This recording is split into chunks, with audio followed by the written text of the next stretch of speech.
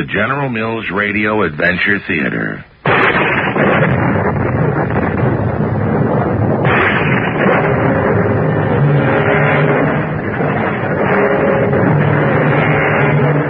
I'm Tom Bosley. Welcome once again to the magic world of radio. Jules Verne was writing over a century ago, yet because of his vision of the future, his stories today, 100 years later, are still science fiction. For although much of what he prophesied has already come true, many of his predictions still await discovery or proof. None more so than the story I bring you today. Our adventure, Journey to the Center of the Earth, was adapted from the Jules Verne novel, especially for the General Mills Radio Adventure Theater by Ian Martin. I shall return shortly with Act One. Welcome, Daddy.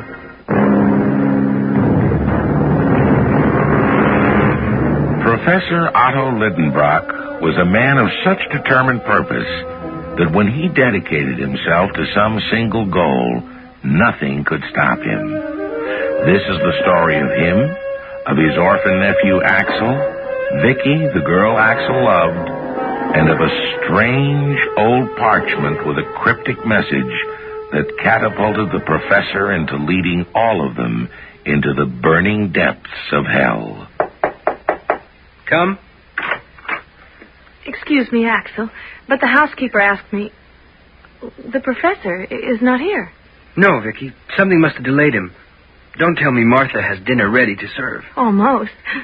What time do you think it is? I really don't know. I was busy studying these rocks, and I get busy. I don't notice the time. Oh, you're as bad as your uncle. You live in a world apart. Not me. Only the world you're in. Axel. Well, if you don't want anyone to hear, close the door. What would Martha have to say about that? Or my guardian? What the professor and his housekeeper don't know won't hurt them. Darling, quick, kiss me.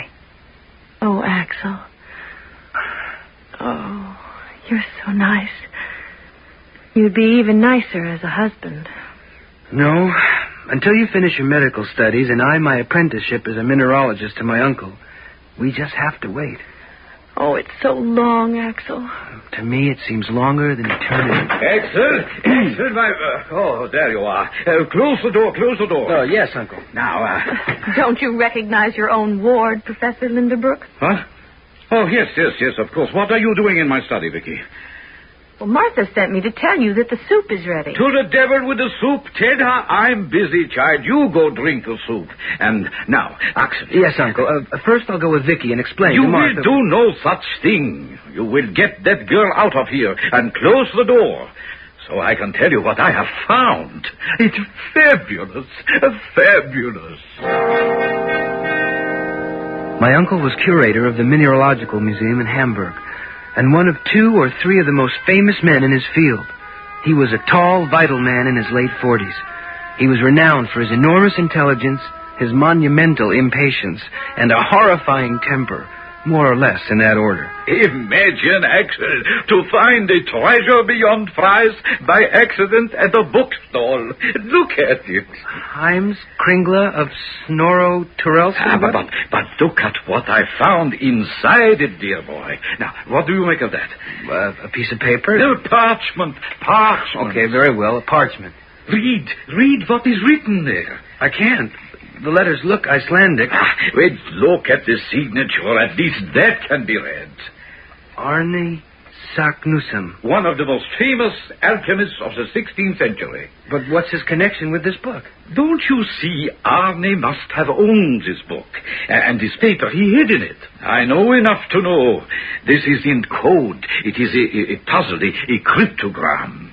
And I shall not rest until it is solved. I wonder if I had realized then what solving it would mean, if I would have accepted the challenge, because it was only going to catapult him, and with him myself and the woman I loved, into an adventure bizarre and mystifying beyond belief. 132 letters of the alphabet in apparent disorder. What is the key? I have tried them in all sorts of mathematical combinations. Look at this sheet where I have written them vertically. Yes, come. Forgive me, but you've been locked in here all day. Martha wants to know. Tell Martha when we are ready for eating, I shall let her know. Yes, Professor. No luck with the cipher? How did you know about it? Oh, why, I told her about it, Uncle. There are no secrets between Vicky and me. Oh? How is that? You may as well know we want to be married. Well, you may as well know I don't think either of you are ready for it. You're quite sure of that, Professor? You know, Axel can solve your old puzzle any time he wants. He can?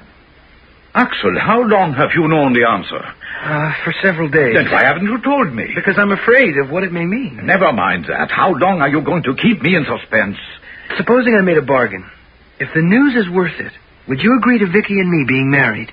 My dear boy, except that it is too soon, nothing would be nearer to my heart. But, well, is that what you want, Vicky?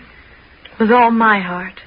Confound it, all right, yes. Now let us waste no more time. What is the key? You stack the letters vertically.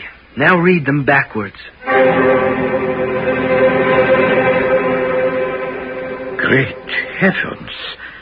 I can't believe what I think I read. It is in Latin.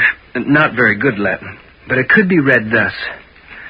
Descend into the crater of Sneffels, over which the shadow of Scartaris falls before the calends of July, bold traveler, and you will reach the center of the earth. I have done this. Arne Saknussemm. The center. We shall do it too. You and I, Axel. I suppose I cannot refuse that, but you must give me something in exchange. If we set out on this mad adventure, you must give your consent that Vicky and I can be married first. Well, I suppose if it is what you both want. Oh, you see, Axel, all it needed was the right kind of miracle. When, Uncle? Well, the sooner the better. Tomorrow? Yes, if you wish. Of course, we weren't married the next day, but before the week was out, poor Uncle Otto, he didn't quite know what he was letting himself in for. What do you mean, take Vicky with us? Do you realize the dangers, the hardships, the inconceivable problems we may face buried deep in the bowels of the earth? If you want Axel along, you must take me, too. Want Axel? I need him. I need his fluency in languages. She's a better mountain climber than either of us. She's trained in medicine, and she's no stranger to mineralogy. She'd be far more of a help than a hindrance. So very well. I shall argue no further. There is not time. But you had better prepare yourselves. We leave the day after tomorrow. There is only one boat service to Iceland on the 30th of each month. Unless we catch that boat, we would be too late to discover a realm no man ever has set foot in before. The inside of the earth, all the way down to the very heart of it.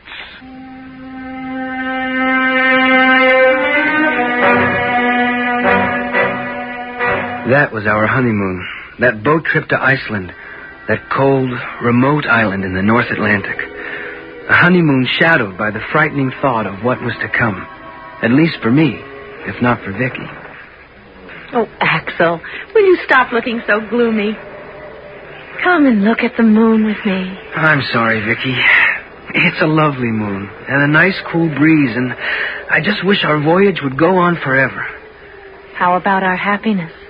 There won't be much room for that once we reach Iceland. You really think there is such a moment when the sun will cast a shadow that miraculously points to a strange opening nobody else has ever explored, and that once through it, we will all just walk casually to the middle of the earth? No. Then what's there to worry about?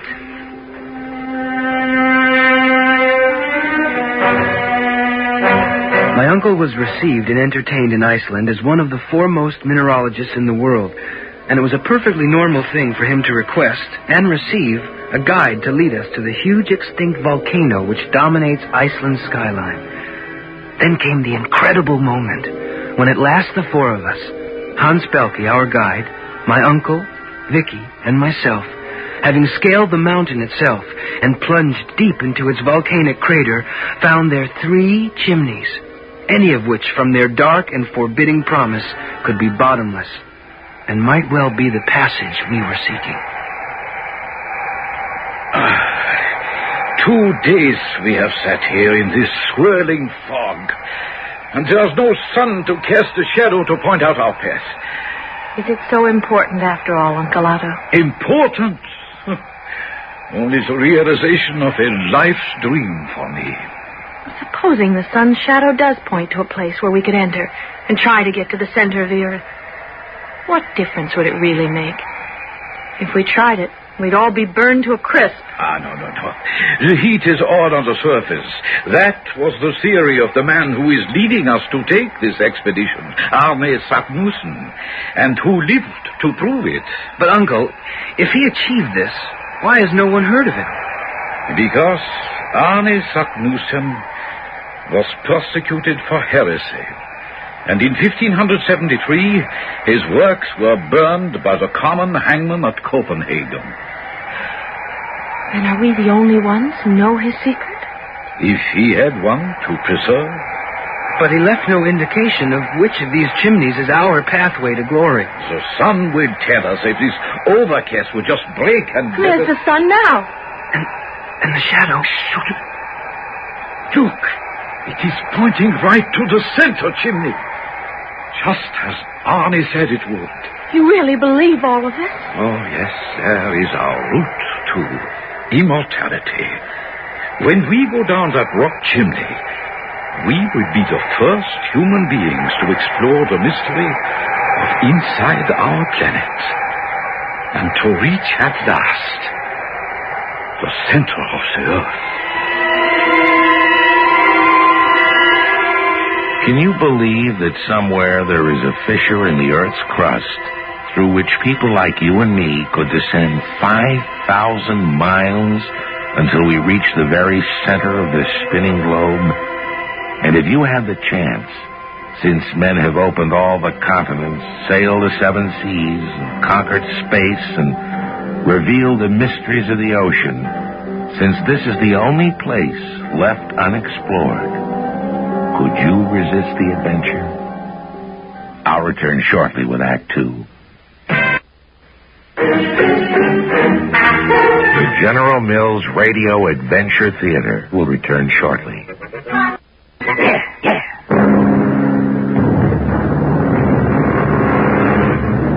Four lonely human beings, dwarfed by the immensity of the crater in which they stand, are frozen at this special moment, when the shadow of the great mountain Scartaris points directly to one of the 3 great chimneys, reaching downwards into oblivion, the entrance, according to an alchemist dead for 500 years, to the passage that will eventually lead them to the very center of the earth. It looks bottomless. I doubt it, if Arne Saknussen went down it and came back to tell the tale. If... We can repel ourselves down there, but what about the food and supplies? They would go down by themselves, Vicky. What do you mean? What chance? He has already roped them together.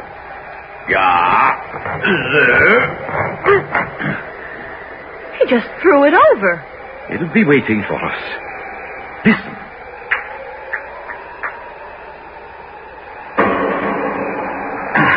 Good. I'll turn now. Uncle, we can't go down there. It's vertical, like a chimney. Oh, not quite. Your uncle is right. No worse than many of the Alps I've climbed. I've been talking to Hans. But you don't speak his language. When it comes to mountain climbing, I do. Now look, the rope is hooked around this projection of rock, so it acts like a pulley. Hans will go down first till he finds a ledge or somewhere he can have footing. Then he'll signal us to come down. All you have to do is take hold of both ropes and use your feet to push off against the mountain. Then you sort of slide down. Are you ready? As ready as I'll ever be, I guess.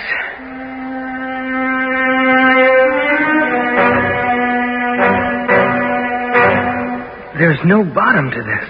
Of course there is. Listen. It sounds like miles. Nonsense. I timed it. Adding the velocity of a falling object to a return speed of sound, I would estimate some 3,000 feet. And how long is our rope? 400 feet. But it was double, so say 200. Which only means we have to repeat what we have just done about 15 times before we reach the bottom of the chimney. Oh, we're mad. That's impossible. We've got to go back. It is a little late for that. Hans has already disengaged the rope to use for the next turn. And I doubt if any of us could climb back up without it.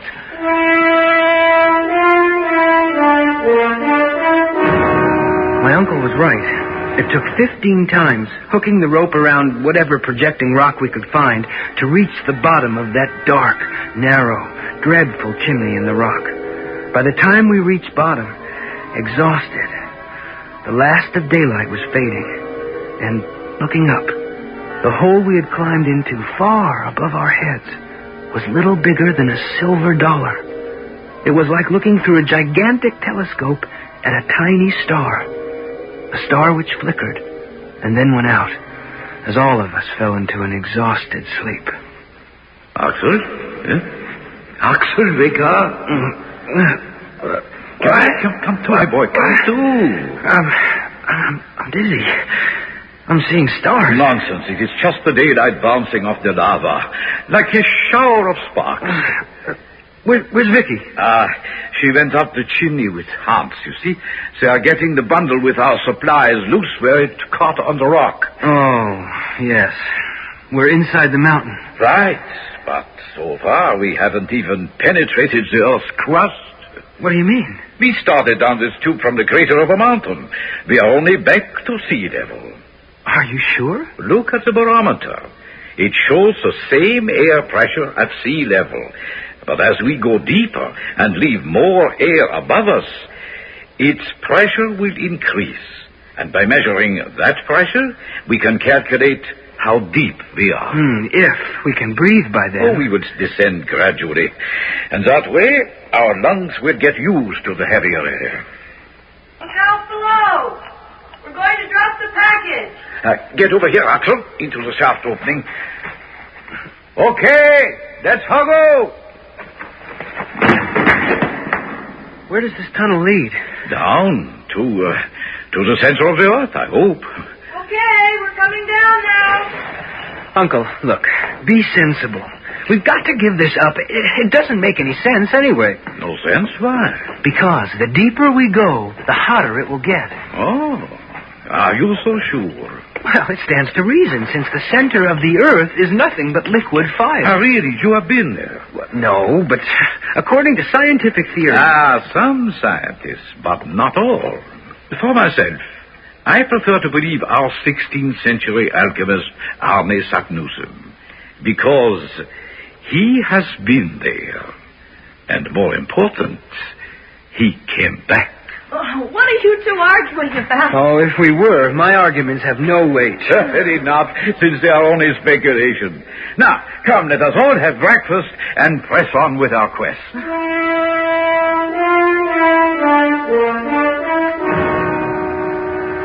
Well, Axel, how do you find the temperature after these first days? It's quite comfortable. And you, Vicky?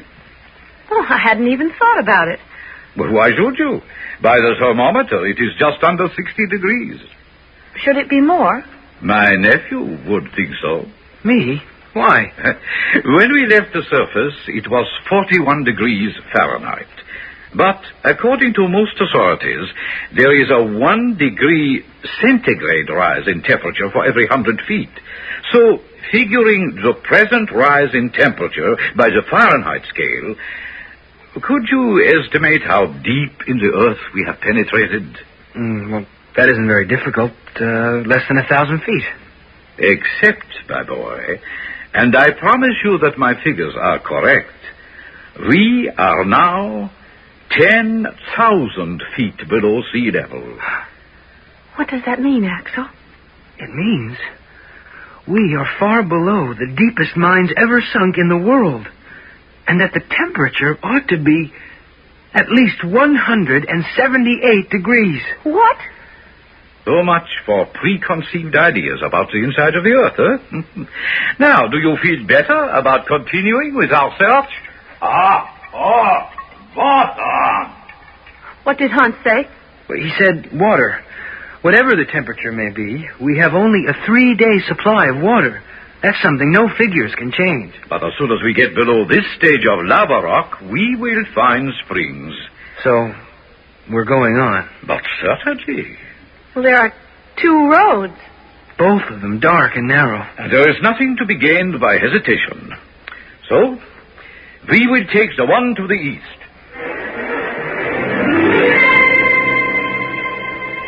The second day in this gallery, we were all breathing with difficulty. And I stopped. No, go on. I have to rest a minute. So does Vicky. Oh, yes, I'm tired out. What? Traveling over such easy ground? Oh, it was easy. Till it started to go up instead of down. Up? Yeah, the slope has changed in the last hour. What? Well, it must go down again soon. We're very low on water. As soon as we get deeper, there will be plenty. Oh, perhaps we should turn back. When we have come this far, when we are on the edge of making history, there is no turning back. I'm afraid we haven't much choice. Ahead, it's a dead end. The passage is blocked. Oh. Very well, then. We should have taken the other arm of the fork. We must go back.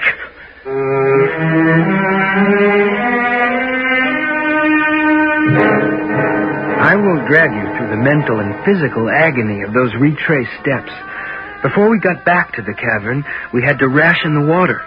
And by the time we arrived, we were parched and so weary we were ready to drop. All of us, except Hans, whom nothing seemed to affect, arrived half dead at the junction of the 2 galleries. Now, come. We must pull ourselves together and try the other fork. What? Are you mad? We must go back. And give up this expedition just when success is almost assured. The only thing that's assured is that if we continue, we'll all die. Very well, then. You must take Vicky and Hans to help you climb. Perhaps you can make it out of the chimney. What about you? I shall go on. And die? I don't believe so. The lack of water is the only thing that stands in our way. And as a mineralogist, I have every hope that within hours we will reach a layer of granite. And there, water should be abundant. Vicky? I think we'd better go with him, Axel. Even if we made it back to the bottom of the chimney, we'd never be able to climb out.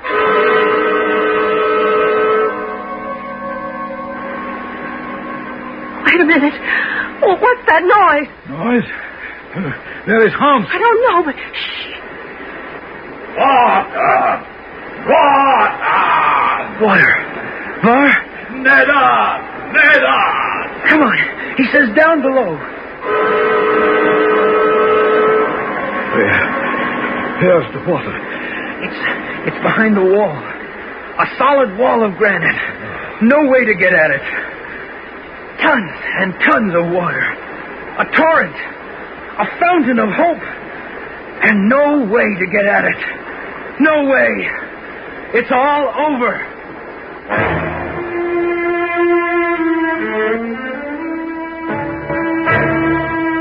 Are our friends to perish, buried alive, dead of thirst, when unlimited water is so near and yet beyond reach? Well, there's a limit to how much suspense I can honestly hold you under. Obviously, if the story is to be continued, they must survive. But how? I'll return shortly with Act 3. The General Mills Radio Adventure Theater will return shortly. Good luck.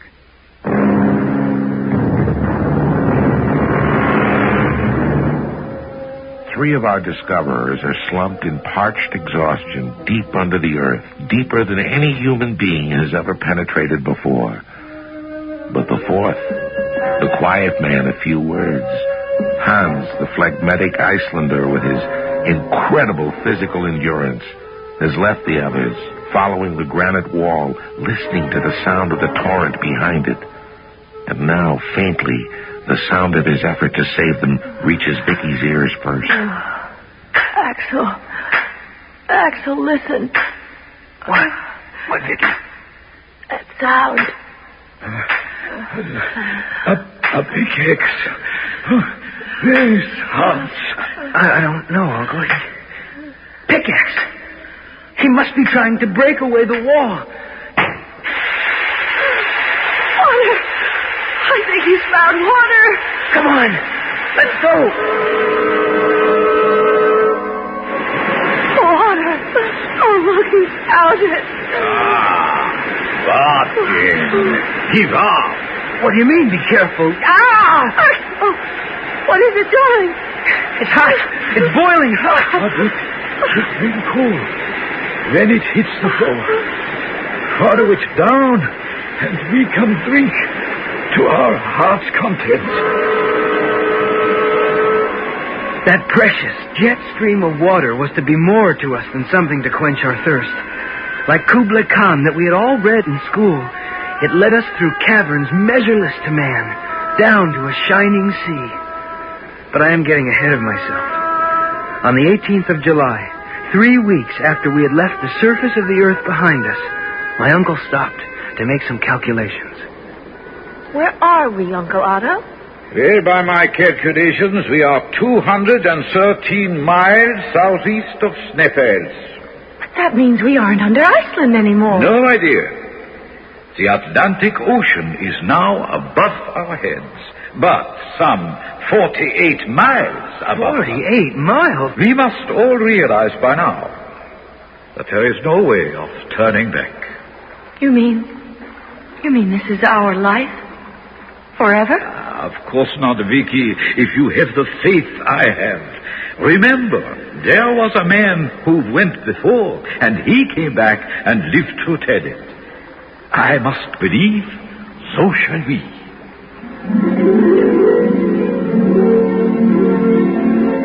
I don't think anyone else believed that.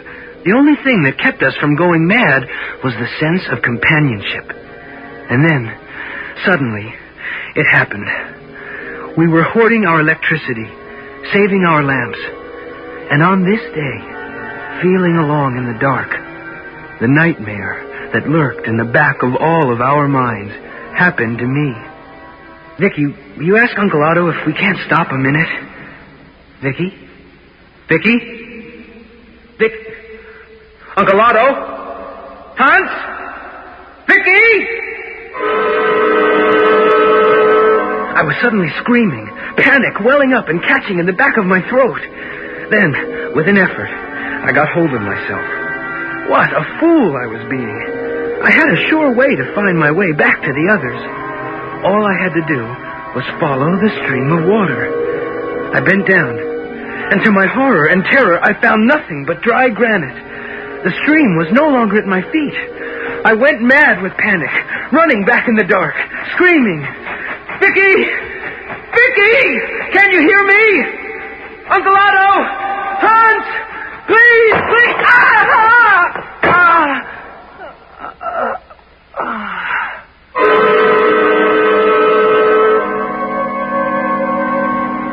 When I came to, I had no way of knowing how long I'd been unconscious. My face was wet with tears and blood, for I'd cut my head when I fell. I was dizzy and half frantic with fear. Then suddenly, what was that? An explosion? Some subterranean earthquake? Oh, Lord, please don't let me die. Please don't let me be buried alive. No, we won't give up. Fire the gun again. It's Vicky. And Hans. Help. Help! That must be the gun. Why does it sound so strange? If he can't hear that gunshot, it is hopeless. But I do. I do. Won't give up. Give up. Give up. Why can't they hear me? And why do they sound so strange? Wait. I see it. It's some trick of acoustics. Their voices are traveling along the wall, like the whispering gallery in St. Paul's Cathedral in London. If I put my mouth close to the wall and whisper, maybe... Vicky, my darling, can you hear me? Can you hear me? Can you hear me? Listen. Axel. My darling, where are you? I don't know. I'm lost. Axel, my boy, how wonderful to know you are alive at last. We have been hunting everywhere for you. Now, because there is a time lag in transmitting messages, let me get us together as soon as possible. I have my watch in hand. At the end of this, I will say your name, noting the exact second. The moment you hear your name, repeat it. The moment I hear it, I shall check the watch. By dividing the elapsed time, we will know just how far apart we are. Ready. Now came the agonizing wait. It was unbearable to know that my darling Vicky and the others were so near, and yet so... You see, exactly 20 seconds. Now, half of that is 10, and at 1,020 feet a second, that makes 10,200, approximately 2 miles. 2 miles? Now, all you have to do, Axel, is to find a path that takes you down. It is better that you come to us. I will tell you why. We are in a vast cavern, and all the cracks and fissures and galleries seem to radiate from here. So, on your way, boy. On your way. I love you, Axel. Just hurry to us. If our voices passed back and forth as they had, there could be no obstacle between us. So, weak as I was, I hurried along the corridor, guiding myself by touching the wall. But I made one mistake. I was careless of what was under my feet, and suddenly, it was as though the ground gave way beneath my feet, and I went slithering on loose rock, down, sliding, out of control, faster, till suddenly the slide became a fall.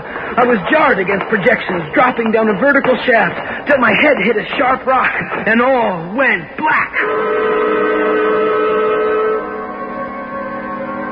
Hello, darling. Oh, Vicky. Thank heaven. You're all right. You're alive. I hear waves, and we're in the open. The sun is shining. Are we back outside? On the contrary, you are now at a depth underground of approximately 100 miles. Oh, and how far from Iceland? Over 2,000 miles. Then we're somewhere beneath London, or perhaps Paris? Approximately. Incredible. What's that hammering? What's that hammering I hear? Come and see. It is Hans. He is building a raft for us. Out of what? Oh, pine, fir, birch. But there are no trees down here. Somewhere on the shores of this sea there are, or were at some time. This is fossil wood, mineralized by the sea, driftwood. It floats, and it will make a fine raft. Good dog, Hans. Good dog, Hans. But why is Hans building this raft? Well, so we can follow the example of that well-known chicken and get to the other side.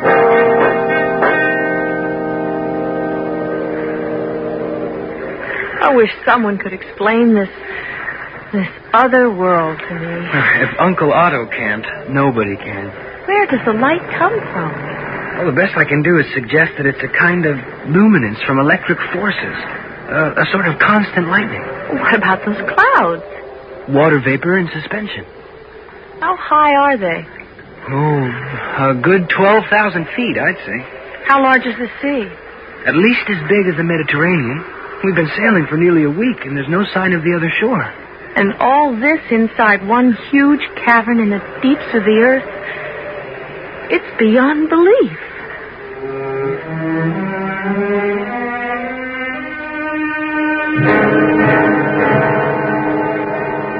It was 2 days later that we made land in a heavily wooded area with mountains rising steeply almost from the shore. In one of them we found a cave and another miracle. The name of Arne Saknussemm chiseled in granite. But less than 100 feet into the cave, the way was blocked by a gigantic rock, which fitted into the passage like a stopper in a bottle. Hans began to chip at it with his pickaxe. Now, it is hopeless. Even you could never cut through that, Hans. No, but Axel can. Axel? How? Let him answer that for himself. What have you got there, Axel? 50 pounds of our explosive. If we can't cut through the rock, we can blow it out of there. Hans, you cut a hole big enough. Fortreffelig. Yeah, fortreffelig. Excellent indeed. Now, set your charge, Axel, while I make a slow fuse. That will give us time to get away from here before it explodes. Everybody aboard. Now, I said, push off the pedal. I don't think there would be any danger.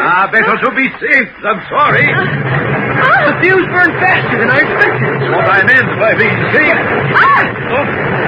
What happened? Hold on, everybody, for your lives! What is it? It looks like a bottomless pit. There must have been an abyss on the other side of the rock. The sea is pouring into it, and we are being swept with it. Hang fast to the raft. We're being sucked into the center of the earth. The next 48 hours were a nightmare not to be believed. With the speed of an express train, the currents carried us down on the way, tearing through between the walls of the tunnel. We were tossed and battered about, but held on grimly. Nothing worse could happen to us, we supposed, until... Oh, what is it, Uncle? We're going up. How? The water has reached the bottom of the abyss and is now seeking its own level. It's carrying us up with it. We'll be drowned when it reaches the roof. No, there is a shaft over there. Paddle, Hans. Paddle. The water! It's boiling now! Suffocating! Like the fathers. Pray, my little ones, pray. That is our only hope. Fate has flung us in the path of burning lava, and it has mixed up with the water. It is an eruption, and we are going to be spun into the air, hurled along with ashes, cinders, and the whirlwind of flame. Oh, but we are lucky. You call this lucky? It is the only way. We have a chance of returning from the center of the earth.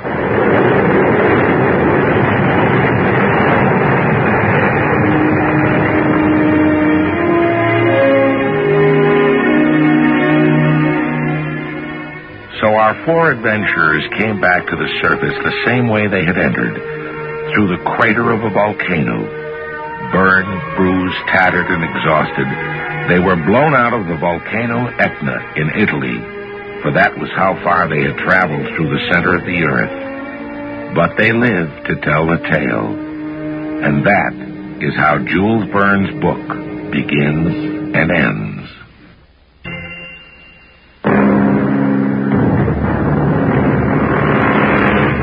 Once again, I remind all of you that there is only time to bring you highlights of a book such as this.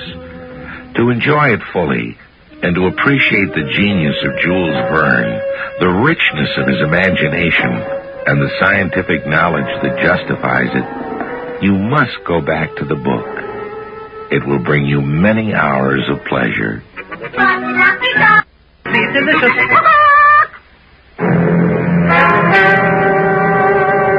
Our cast included Ian Martin, Don Scardino, and Jada Rowland. The entire production was under the direction of Hyman Brown. This is Tom Bosley inviting you to return to the General Mills Radio Adventure Theater for another exciting tale you can hear through the magic of radio. The General Mills Radio Adventure Theater is recommended by NEA, the National Education Association.